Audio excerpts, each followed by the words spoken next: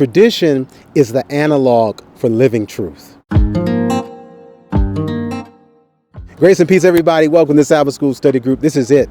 Part 5 of our 5-part series, Inside Out. We wrap it up looking again, hopefully, at life the way Jesus wants us to see it. And it's to understand tradition and its place versus truth. When you think about analogs, I know today we live in a digital society, but back in the day when vegetarian meat was or veggie meat, it was actually called analog meat or fake meat. Well, tradition can kind of become like the veggie meat for the actual substance, the actual meat and potatoes of the gospel of Christ. And that's the gospel of truth. Before we wrap it up, we want to thank you again for watching. Please visit us online. You're there on this channel, however you're watching this in the video player. We appreciate you.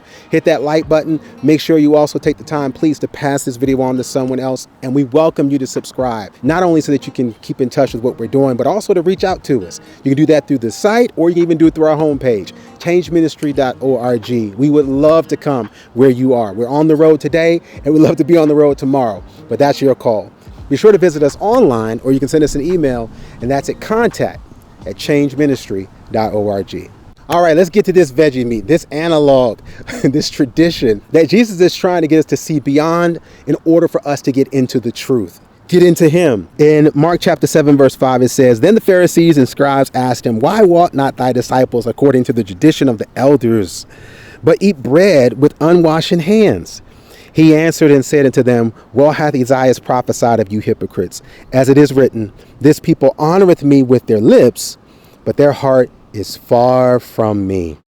It is interesting that Jesus says what he says when he says, the people honor me. Notice that. He did not say that they harass me or that they call me out. He literally says, you are honoring me, but it's an outside in situation versus an inside out. You honor me, but in your hearts, you're still looking from top to bottom versus bottom up. And he says, in your hearts, he says it in a way that you're honoring me.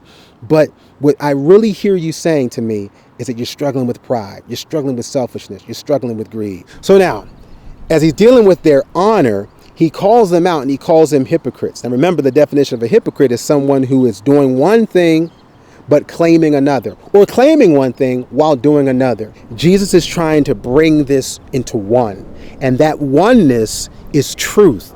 Truth as it is here in Mark 7:7-8, where it says, "Howbeit, in vain do they worship me, teaching for doctrines the commandments of men. For laying aside the commandment of God, ye hold the tradition of men as the washing of pots and cups, and many other such like things ye do." So here is Jesus trying to get this right alignment, right? Trying to go from the analog to the actual and get from tradition to truth. And he says, I'm all for you cleaning, but the way you're trying to clean pots and pans and cups, that's how I want to clean your heart. Now, whenever we clean a pot, no one in their right mind would ever clean a pot and leave the inside not being touched. Nobody would take a glass, as hard as it might be. And so, sometimes your hands might be kind of fat like mine. You can't reach down into the glass. You figure out a way to get that towel down in there to clean out the glass, because that's actually where that dried juice, that dried liquid needs to be broken up, set free, bacteria free, clean. Jesus is saying, if you're going to do this with a cup and a plate and a pot, why won't you let me do it with you? I want you to go from being hypocrites to living in holiness. Holiness is someone who is practicing what they're preaching. It's not saying don't preach it, but he's saying practice it. And he's saying you can only truly practice to the degree in that which you are preaching. This is the promise, but it's also the call that God's putting out to say to us today that what I want from you and what I need from you is to let me clean you out. So what's the first step to getting clean like that? What's the first step to being not just ritually clean, but righteously clean? It's right here. It's right here in John 14, verse 6, where Jesus saith unto him, I am the way, the truth, and the life. No man cometh unto the Father but by me. If you had known me, you should have known my Father also.